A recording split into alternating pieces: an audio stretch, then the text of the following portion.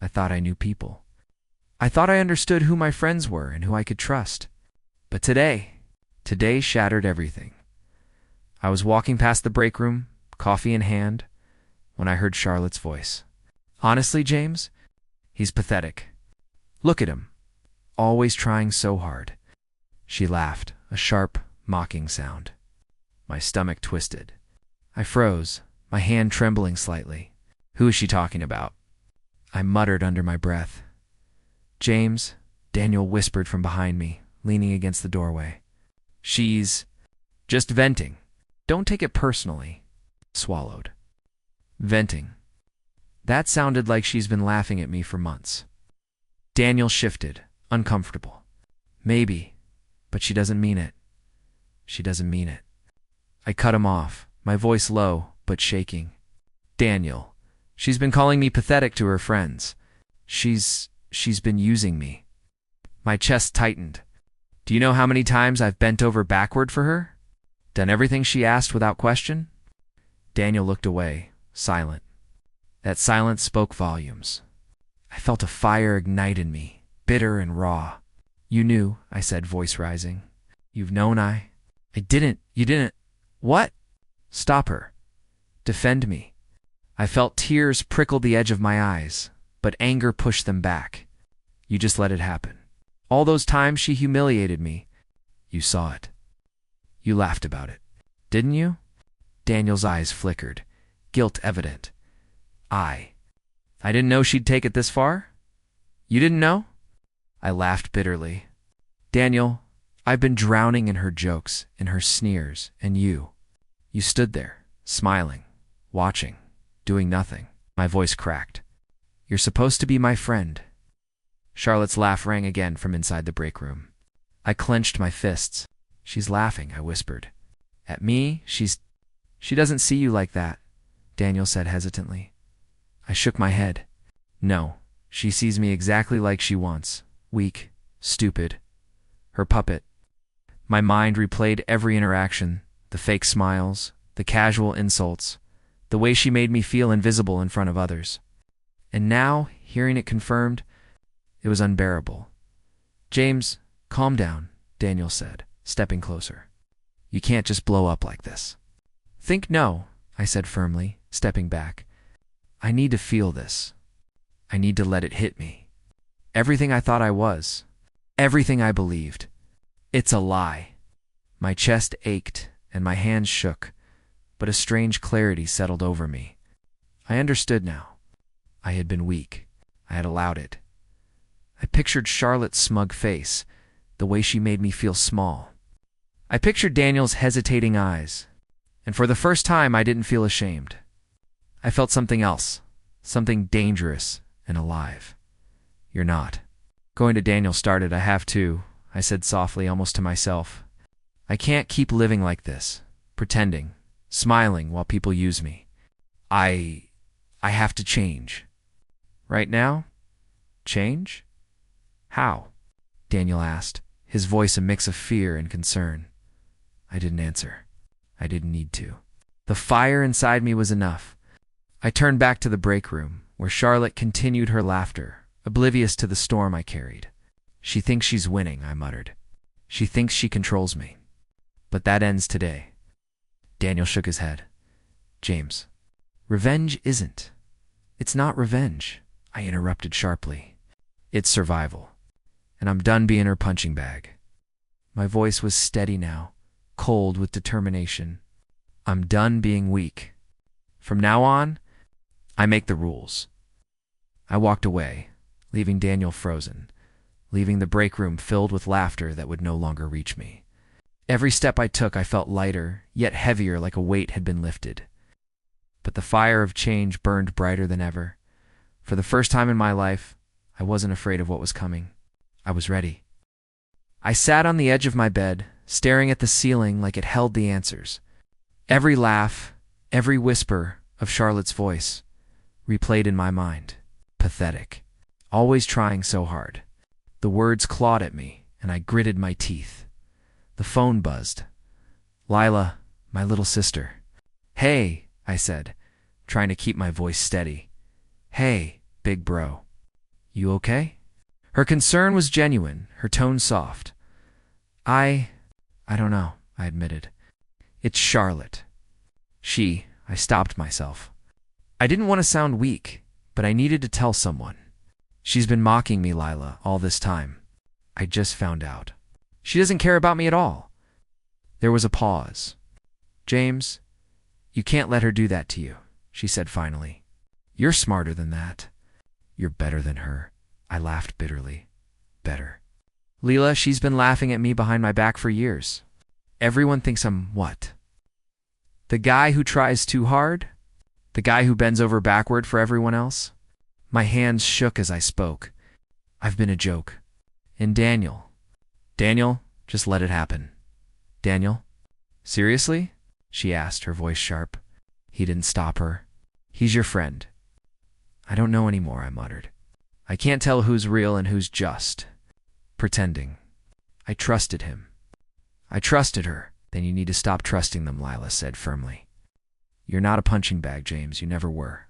You just let them treat you like one. Her words hit harder than any insult from Charlotte.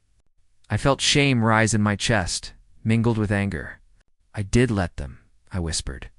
I let her humiliate me, and I let Daniel watch it happen. I didn't even see it for what it was until today. Then see it now, Lila said softly. See it, and decide what you're going to do. You can't stay like this, letting them control how you feel. I can't, I admitted. I feel hollow, angry. I replay every moment, and I hate myself for letting it happen. Then do something about it, she urged. Not for revenge. For you, take control of your life. Don't wait for someone else to do it for you. I leaned back against the wall, closing my eyes. Her voice was calm, but it carried strength. I don't even know where to start, I said quietly. You start by not being afraid of your anger, she replied. Feel it. Let it fuel you, but don't let it destroy you. I opened my eyes, staring at the shadows in my room.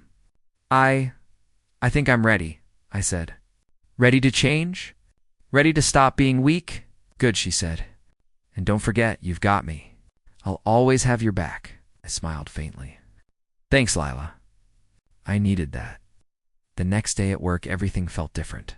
I noticed the subtle looks of judgment, the whispered comments. Charlotte smiled at me, casually, as if nothing had happened. But I could see the cracks in her confidence already. She didn't know I was watching her, analyzing every move, every smirk. Good morning, James, she said, her tone saccharine. Morning, I replied, my voice neutral. Inside, my mind was racing. She doesn't control me anymore. She doesn't define me. A coworker passed by and whispered something about Charlotte, and I caught every word. Her reputation was fragile. I realized just how easy it might be to flip the balance of power. Daniel walked past my desk later, his expression cautious. James, you okay? I looked up at him, eyes sharp. I'm better than okay, I said. I've been a fool, Daniel. But I won't be one anymore, he hesitated. You're serious? I've never been more serious in my life, I said, my jaw tight. I've been weak for too long. That ends now. I spent lunch alone, thinking through every slight, every insult I'd endured. I traced every moment of humiliation, letting it ignite the fire inside me. I would not cry, not anymore. I would not beg for respect. I would take it. Charlotte passed my table on her way to the elevator, glancing at me with a faint smirk. I held her gaze for a moment, silent, letting her sense the shift. I wasn't the same person she had mocked. I felt a surge of power I hadn't felt before, clarity that was both terrifying and exhilarating. She thinks she owns me, I whispered to myself. She doesn't. She never did, and she never will again. By the time I returned to my desk, my plan had already begun to take shape in my mind. I wouldn't strike blindly. I would watch, I would wait, and I would rise.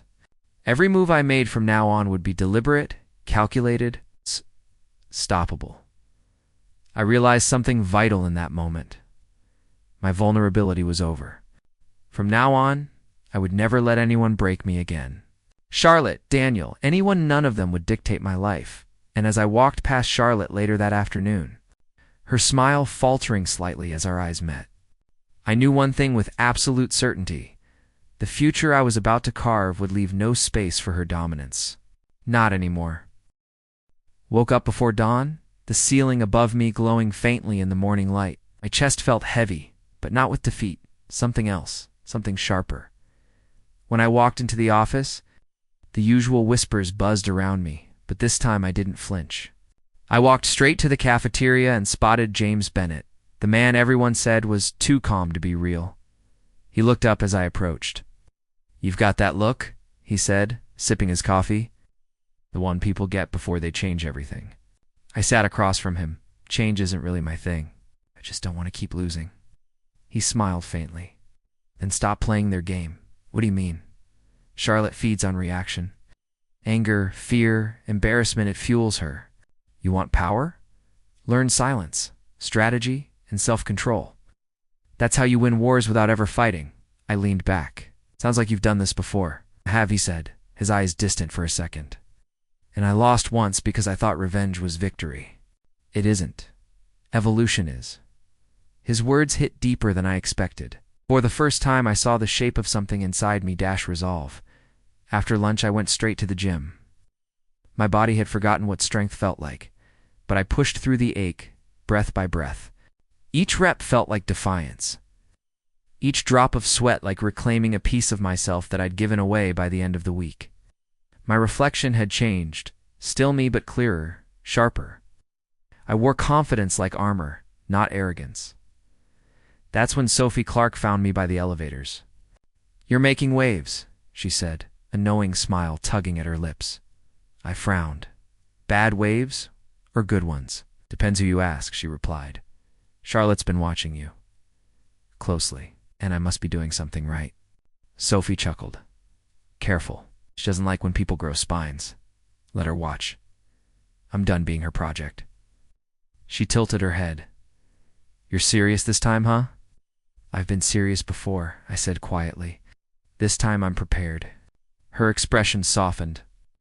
"Good. Just remember, this place runs on politics, not merit. You can be the smartest person in the room and still lose if you underestimate alliances." "Are you offering advice or a warning?" "Both," she said, lowering her voice. "Charlotte plays long games. Don't attack her directly. Outlast her, outsmart her. Let her ruin herself." I stared at her. "Why help me?" Sophie hesitated, then smiled faintly. "Because once I was you, and no one warned me." That night, I couldn't sleep. Her words twisted in my mind. Let her ruin herself. I'd been so focused on revenge that I never considered control could be its own weapon. The next morning, I found James again in the lounge. "You ever regret holding back?" I asked. He looked at me for a long moment. "All the time. But every time I did, I realized I gained more by staying calm. Revenge burns quick. Power lasts. So you're saying I should let her win?" He smirked. "No, I'm saying you win by becoming untouchable." Something in his tone struck me. It wasn't about ego, it was about mastery. "Then that's what I'll do," I said. "No more emotional explosions. No more proving myself. I'll just become better." "That's the spirit," he said. "Now start acting like the person you want to be." Over the next few weeks, I did exactly that. I volunteered for difficult projects, stayed late without complaint, and spoke only when my words mattered. Slowly, the room began to shift. People looked at me differently, not as the one Charlotte mocked, but as someone to pay attention to. One evening, as I packed my laptop, Charlotte approached. "You've been busy," she said, tone deceptively sweet. I smiled politely. "Just focused." "Focused is good," she said.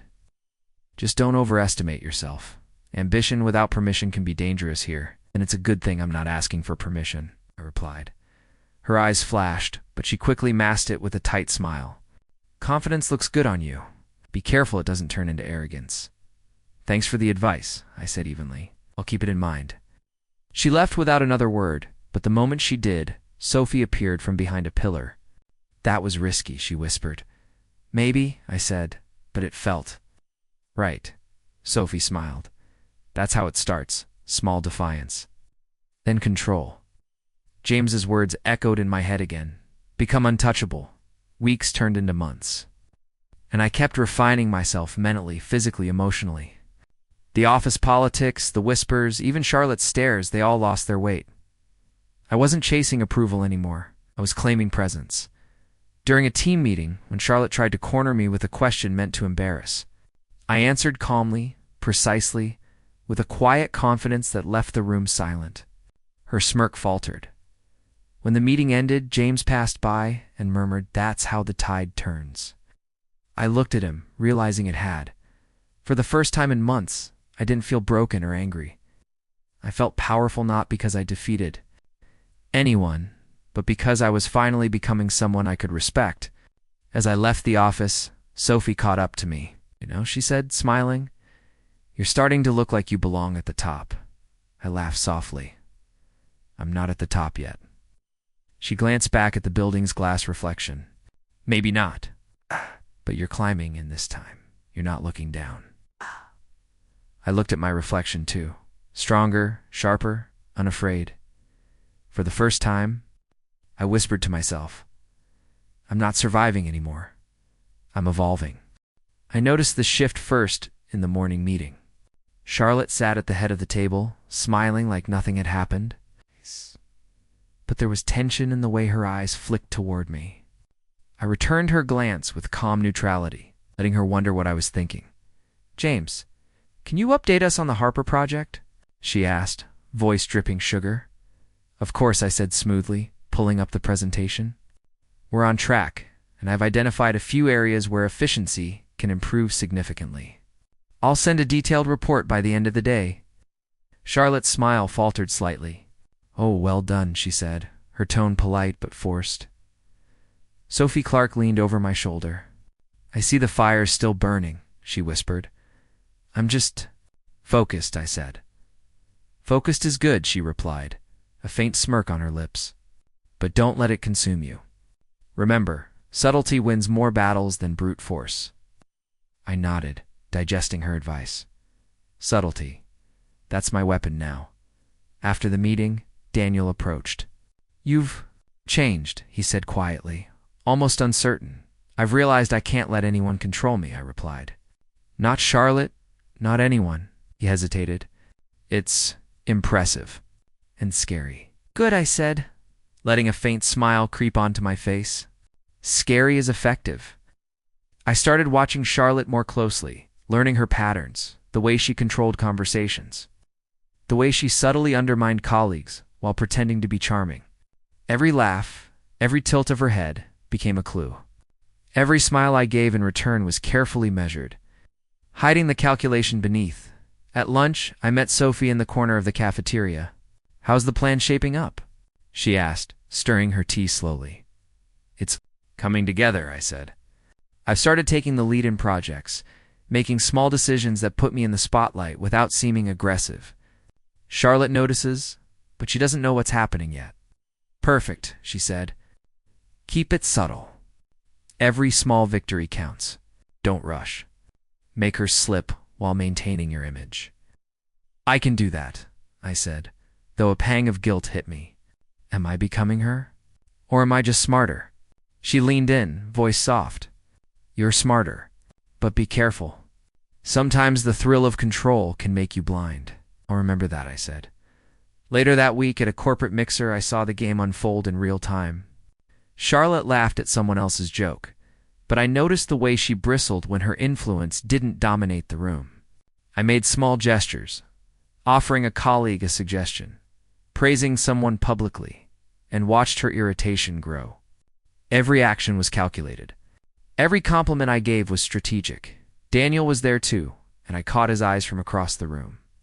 There was a flicker of something admiration. Jealousy, maybe both. He didn't approach me, but I felt his gaze follow my every move. Interesting, I thought. His loyalty is negotiable. Charlotte cornered me briefly, smiling tightly. "I didn't expect to see you so confident tonight," she said. "I'm learning," I replied lightly, letting a hint of steel edge my words. "Confidence comes with experience." She raised an eyebrow. Careful. Don't let it turn into arrogance. Arrogance is just confidence misunderstood, I said smoothly. Moving past her without breaking stride, I noticed Sophie, watching from a distance, nodding subtly. She approves, I thought. I'm on the right path. Later, I found a quiet moment with Daniel. You're acting differently, he said, voice almost questioning. I'm taking control of my life, I said. It's overdue. And maybe you'll see it can work in your favor if you choose to support it. He looked away, conflicted. I don't know what I want. Then watch, I said softly. Learn, decide later. By the end of the evening, I felt a thrill I hadn't known before. Every smile, every strategic compliment, every subtle move it was intoxicating. But alongside it, a shadow of doubt lingered. Am I losing myself in this game? Or am I finally discovering who I'm meant to be? Charlotte tried to corner me one last time before leaving. You think you're clever? She said, her voice low, almost threatening. I think I'm ready, I replied, my tone calm but unwavering. And you'll see the consequences of underestimating me. Her eyes narrowed, and for the first time I saw uncertainty. A flicker of fear, I walked away, Daniel trailing just behind, still unsure, still watching. I could feel the shift. The power was moving subtly, almost imperceptibly, but unmistakably. And as I stepped into the night air, I allowed myself a small, private smile. The game had begun, and I was ready to play it better than anyone else. I walked into the office that morning and felt it, the subtle shift. People's eyes lingered on me, not with pity or amusement, but with respect. I smiled faintly to myself, savoring it. Months of deliberate effort, subtle manipulation, and careful strategy had brought me here. Sophie appeared at my desk. You've changed, she said quietly, leaning on the edge. Charlotte's starting to notice. I've noticed, I replied. Her confidence. It's faltering. Small cracks, but enough. Good, she said. Now don't let her corner you. Keep your allies close, and your moves quieter than hers. I know, I said. But, Sophie, there's something else. Alex Reed. Have you met him? She nodded, eyes sharp. Yes, he's ambitious. Likes to challenge people. Be careful he's not subtle. I can handle subtle, I said, smirking. But we'll see how he handles me. Later in the boardroom, Charlotte attempted her usual dominance. James, I hope you've prepared your segment, she said, her tone clipped. I have, replied calmly, setting up my presentation. And I've identified areas where efficiency can improve, which I've detailed in this report. Charlotte glanced at it, her eyes narrowing. Impressive, she said. But don't get ahead of yourself. I met her gaze evenly. I'm aware of my place, Charlotte. I just want to contribute meaningfully. My voice was neutral, but I could feel the shift. My calm confidence challenged her control. After the meeting, Alex approached, shaking my hand firmly. James Walker, right? I've heard of your work. I don't usually like competition, but I think we'll push each other to do better. I welcome the challenge, I said, hiding the thrill of anticipation. Competition keeps people sharp. Alex smirked. Good. Don't disappoint me. I nodded, sensing a new type of energy in the office. Charlotte, meanwhile, was cornered, subtlest, small mistakes, her influence waning. I caught glimpses of her whispering to a few colleagues, but no one responded with her usual deference. Sophie leaned close during lunch. You're doing well, she said. But remember, don't let arrogance slip in. Your power grows, but so does your responsibility. I understand, I said. It feels strange, but exhilarating. Every small victory, every acknowledgement, it fuels me. Don't lose yourself in it, she warned. That's what Charlotte did wrong. She let ego blind her. I watched Charlotte from across the cafeteria. Her laughter seemed forced, and her eyes flicked nervously toward me several times. A small smile curved my lips. She's crumbling, almost imperceptibly. I've started to shift the balance without a fight. Later that afternoon, Daniel stopped by. James, I have to admit, you've changed. I wasn't sure what to expect, but You're commanding attention now. I've had to learn, I said quietly. To stop being invisible, to stop letting people use me. He nodded slowly. I see it. But you're playing a dangerous game. Charlotte isn't the only one who notices. I'm aware, I said. But every move is calculated. I'm not reckless. By the end of the week, I had formal recognition for my work. My colleagues began asking for advice, my influence spreading subtly but surely. I watched Charlotte, her eyes darting toward me whenever I entered a room, her voice losing its bite. I realized she underestimated the extent of my transformation. That evening, I encountered Charlotte in the elevator. "James, can I talk to you?" she asked, tone measured. "Of course," I said, stepping to the side, letting her choose the space. "I noticed the reports you submitted there." "Excellent," she said, swallowing hard. "I may have underestimated your capabilities." "I appreciate your acknowledgement," I said calmly. "I've worked hard, and I intend to keep doing so." My voice was steady, controlled. "We all have to adapt, don't we?" Charlotte's lips pressed into a thin line. "Yes, I suppose we do. Think we can coexist professionally," I said, allowing the faintest smile. "Mutual respect makes work easier." Her eyes flicked downward, and for the first time, I saw hesitation, a crack in her usual armor. I could sense the shift. The power dynamic was no longer hers to command. Later, Sophie caught up with me. "Well," she asked, eyebrows raised. "She's realizing she's not untouchable," I said, quietly triumphant. "And Alex, he'll push me further, but I can handle him. Every challenge refines me." "Good," she said. "Just remember, control the game. Don't let it control you." Daniel approached again, this time more tentative. "James, I think I'm beginning to understand you," he said. "Not just your work, but how you're changing the environment. People are noticing. Charlotte, too." I nodded, watching her through the office glass. "Yes, and every observation she makes. It's one more step toward balance. I'm not seeking revenge, not exactly. I'm just reclaiming my space." He looked uncertain. "It's impressive and scary. Are you sure you're not becoming like her?" I shook my head. "No, Daniel. I'm becoming stronger, more focused. I won't lose myself. But I will rise above what held me back before." I left the office that evening with a calm satisfaction. The power shift was real, subtle, unstoppable. And for the first time, I felt truly in control of my life and of the consequences that would follow. I watched Charlotte from across the office, her composure cracking in ways I had predicted but never dared hope for. She was fumbling emails, missing deadlines, snapping at her colleagues. The whispers were quiet, subtle, but unmistakable. People were noticing. "She's losing it," Daniel muttered, passing by my desk. "I know," I said, voice low. "I see it too." Daniel glanced at me, uncertain. "Are you happy about that?" I hesitated. "Part of me is," I admitted. "But another part. I don't want to see someone suffer completely.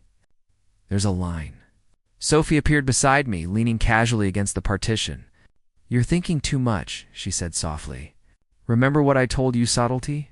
Let karma handle the heavy lifting, not your hands." "I know," he said. "It's just strange, watching her fall without me having to strike directly." "Exactly," Sophie said. "Control the narrative without controlling the person. That's the difference between revenge and humiliation." I nodded, absorbing her words. "I can do this. I can rise without becoming her." Later, Lila called. "James, I've been watching you," she said. "You're changing. Not just in the office. How you carry yourself. I'm proud, but I want to ask, are you becoming someone you admire?"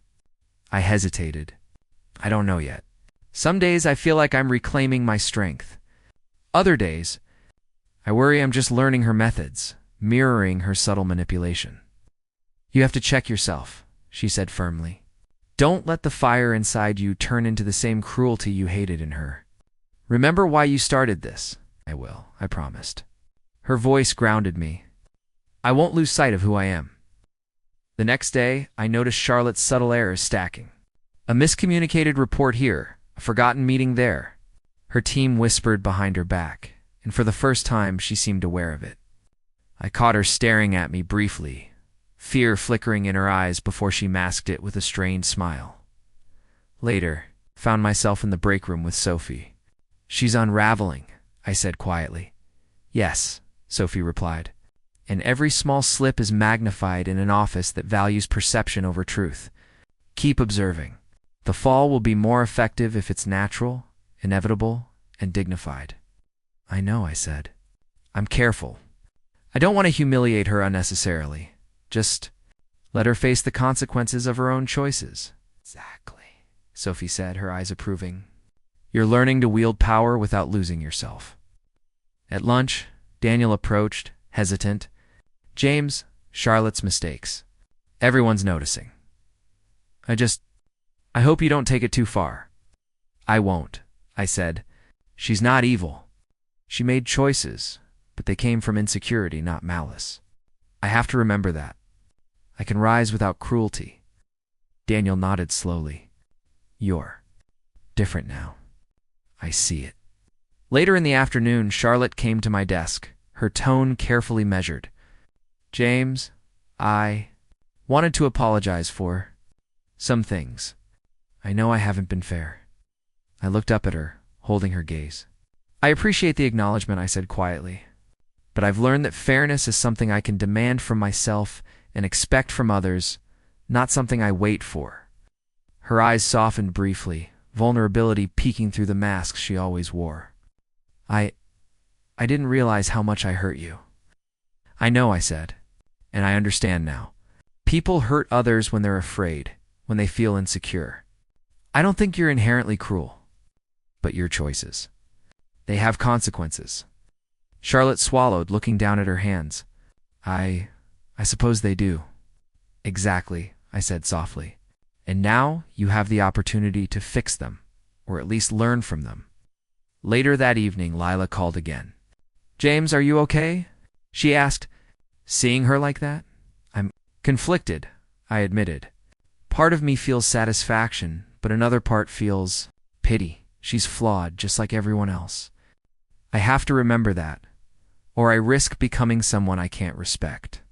"Exactly," she said. "Never lose sight of your own values, even when others falter. That's how you stay strong without becoming cruel." I leaned back in my chair, reflecting. The office was changing around me. Charlotte's image was fracturing, subtle betrayals, and her own mistakes exposing her to scrutiny. I felt a strange combination of power and restraint, satisfaction and caution. I could have gorged myself on revenge, but I didn't. I let her fall gracefully. Naturally, a victim of her own choices. By the end of the week, Charlotte's demeanor had shifted. The confidence that once intimidated everyone had dulled.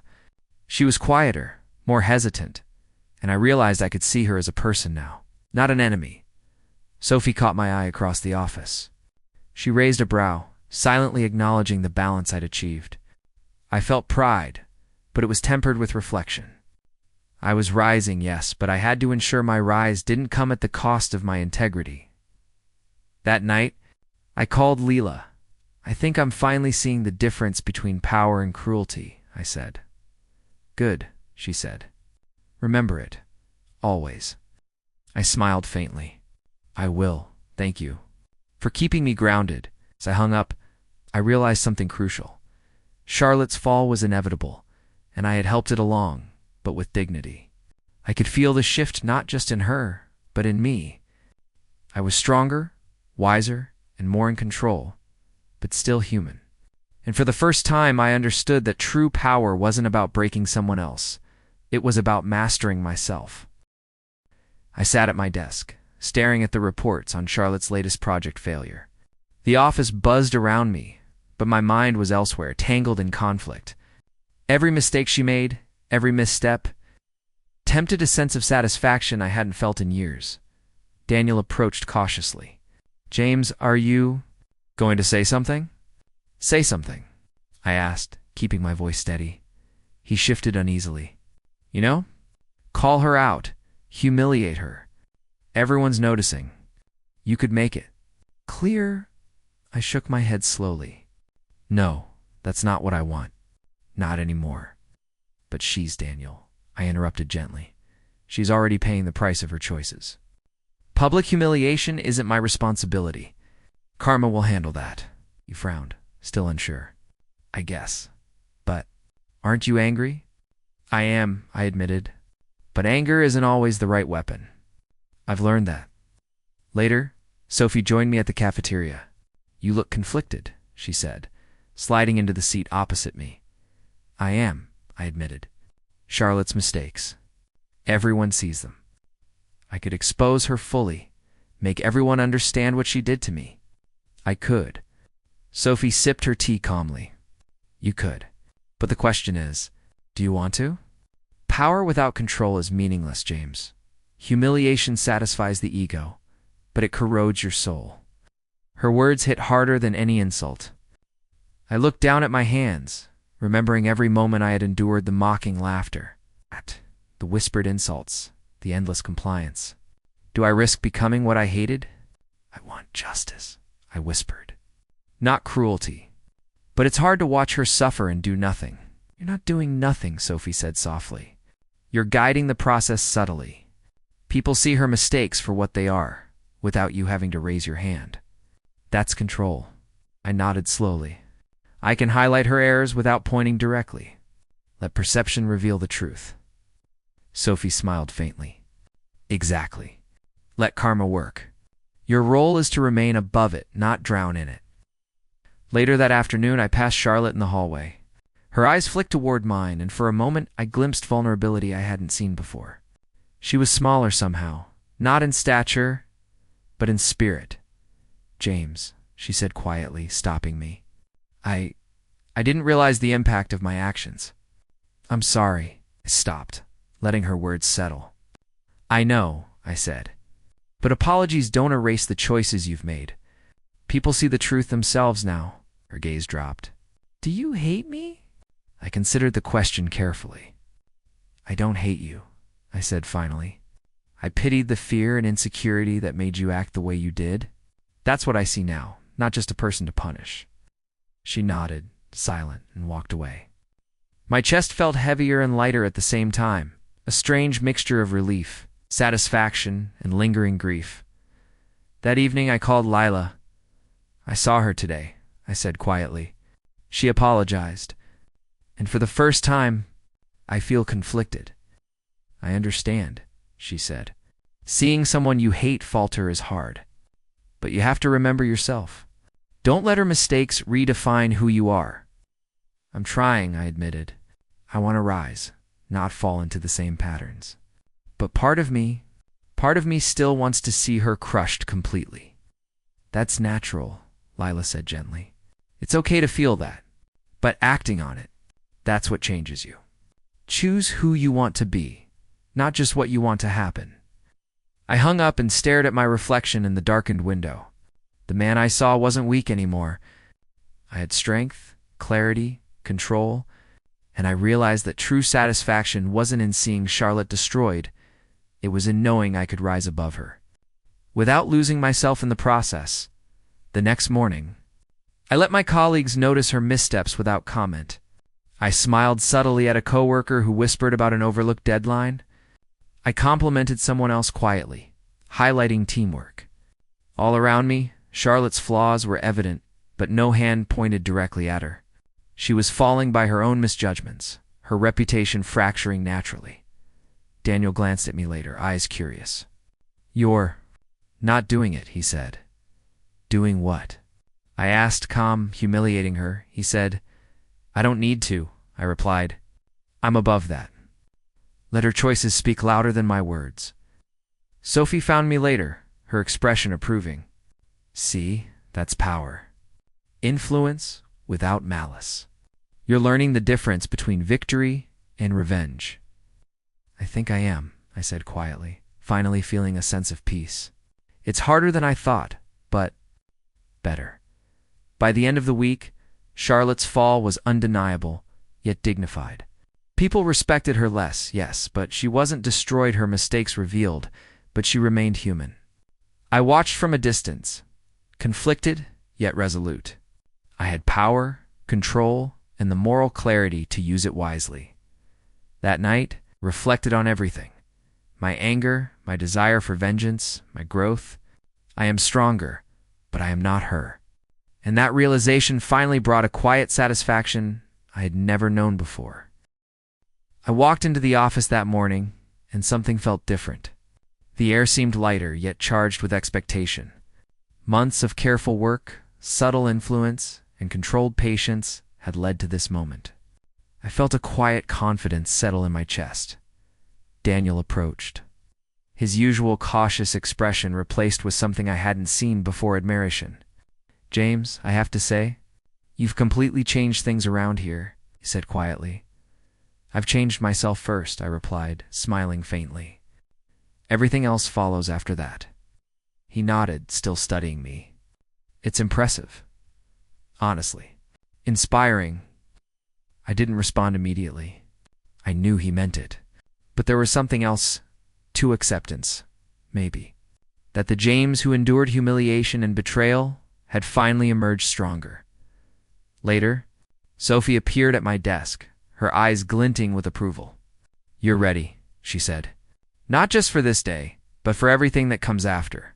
Charlotte can't touch you now." "Not really." "I feel it," I said quietly. "I can see it. And yet it's strange. I'm victorious, but part of me still feels melancholy."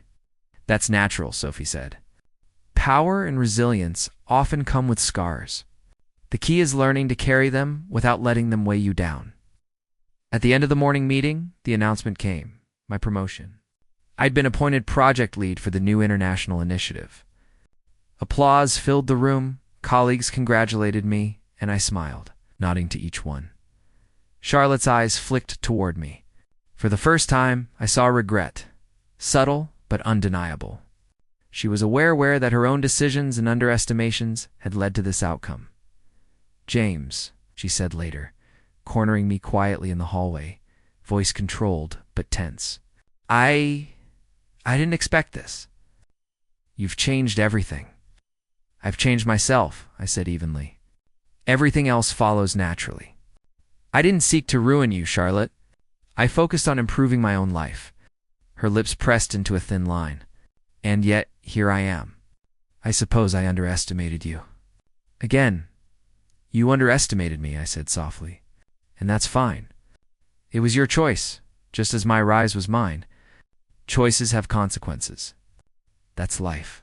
She nodded slowly, looking down at her hands. I can see now.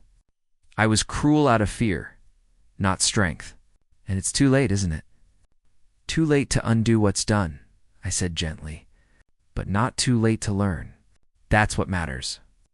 I walked away, leaving her with the reflection of her own actions. I didn't feel triumph over her specifically, but a quiet satisfaction knowing integrity had guided me.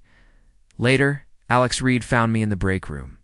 He extended his hand firmly. "James, congratulations." I admitted. "You've got discipline, focus, and the patience to outlast anyone. I underestimated you before." "Thank you, Alex," I said, shaking his hand. "I respect your drive too. Competition has sharpened me, and I hope we continue to push each other." "Absolutely," he said, a faint smile on his face. "You've earned it, truly." Daniel joined us, still a little awed. "James, I don't even know what to say. You've transformed everything here, including yourself." I chuckled softly. I've had guidance, observation, and mistakes to learn from. But yes, transformation was necessary. I've realized that true power isn't just overcoming others, it's mastering yourself. That evening, I sat in my apartment, looking out at the city skyline. The lights glimmered like tiny reminders of the battles fought and won. My phone buzzed. It was Lila. "James." "I heard the news," she said excitedly. "Congratulations." "But, are you okay?" "Really? I am," I said quietly. "Stronger than I've ever been? But there's a part of me that remembers the pain, the betrayal, the humiliation. Those scars, They don't fade. They shape you, she said softly.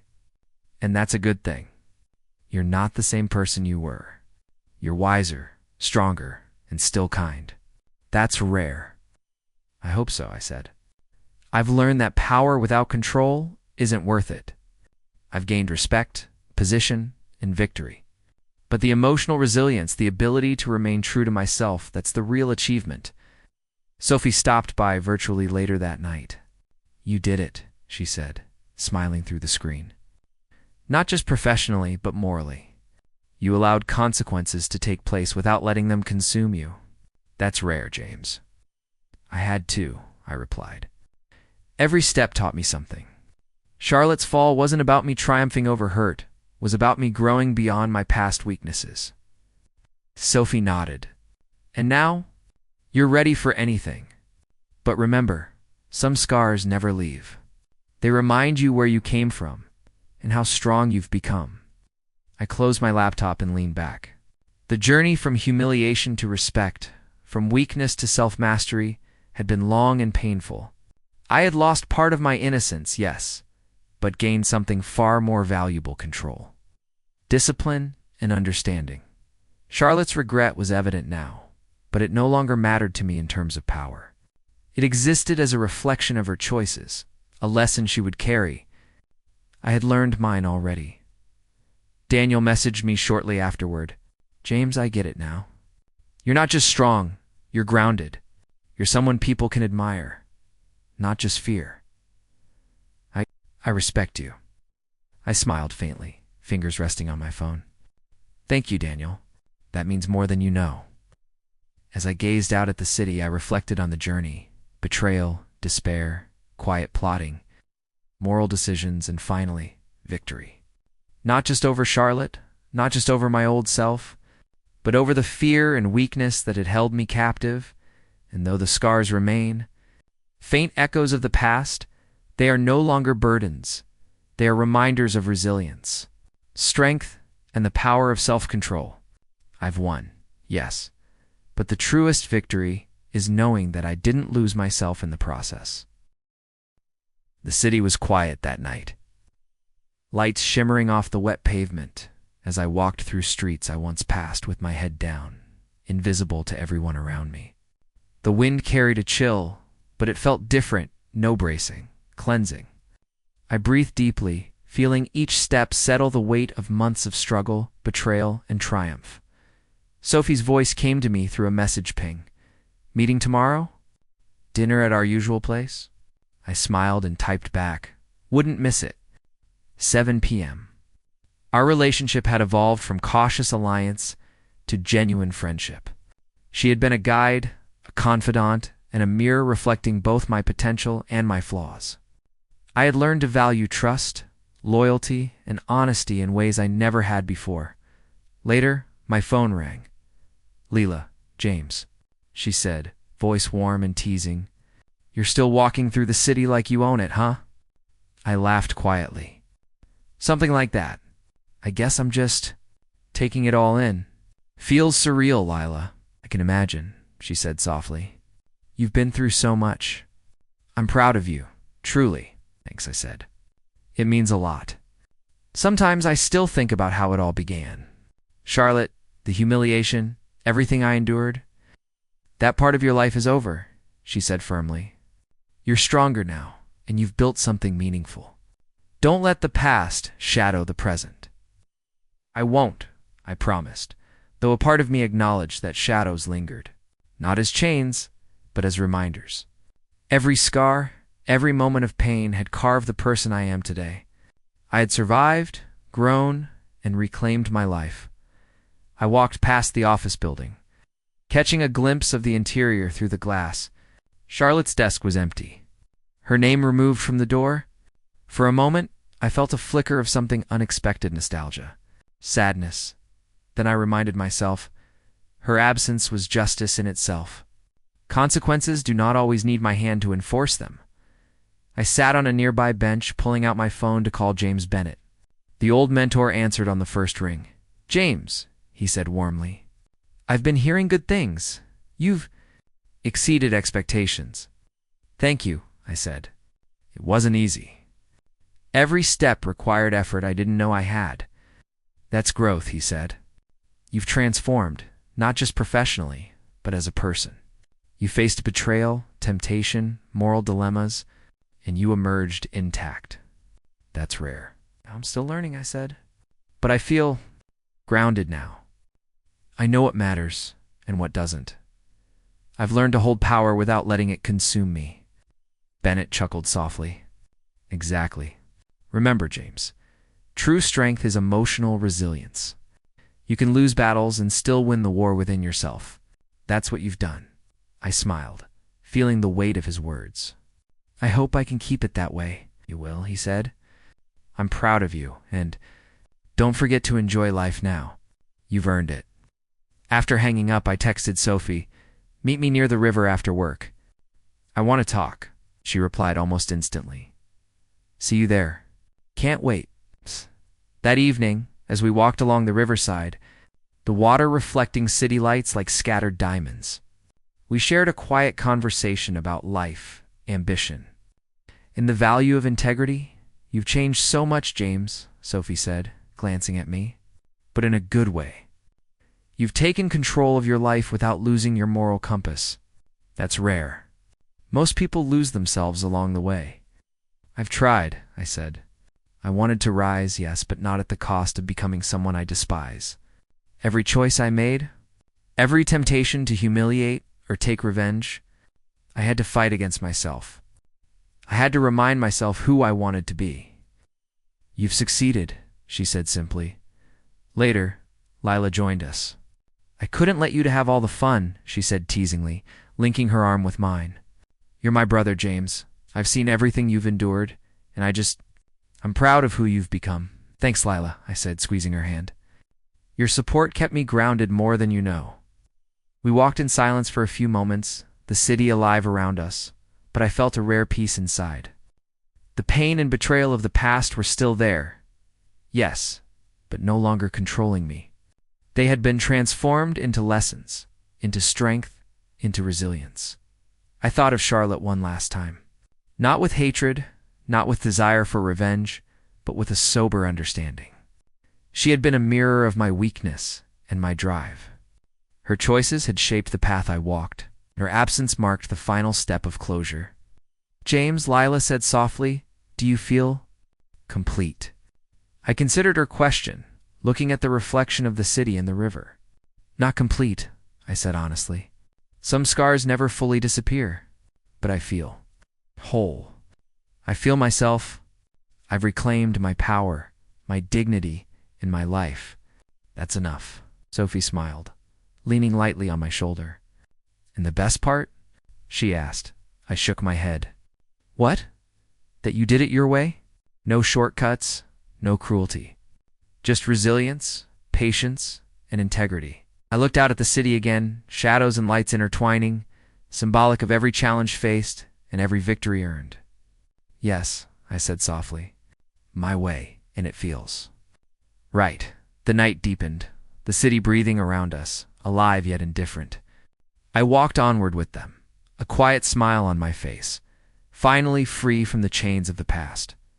I had been betrayed, humiliated, tempted, and tested, but in the end, I had emerged someone I respected, someone capable, someone whole, and for the first time in years, I felt the serenity of closure.